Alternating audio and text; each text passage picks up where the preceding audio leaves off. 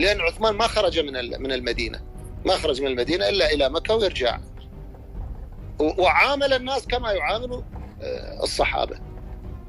فمعاوية قال تعال هناك في مكة، عفوا في الشام، لأن المدينة أصبحت ضعيفة. فلما رفض عثمان الذهاب إلى الشام وقال أني أستحي من ربي أن يراني هاربا، مو هارب، هذه حكمة، هذا تصرف سليم وهذه حكمة. مو هارب، هذه حكمة، هذا تصرف سليم وهذه حكمة. قال طيب أرسل إليك كتيبة من الشام تحميك، لأن المدينة ما بها ولا جندي. قال لا أريد أن أضيق على أهل المدينة. أنت شو ضيق على أهل المدينة يعني شلون؟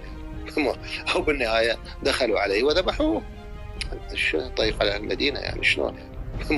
أو بالنهاية دخلوا عليه وذبحوه. معاوية يشوف أنه الأمور يعني وده يقدم حلول ولا أحد يأخذها منه. ففي أثناء الحصار جاء عبد الله بن الزبير رضي الله عنهما وطرح يعني خفيا، جاء إلى عثمان وقال أرسل إلى الأنصار ليدركوك.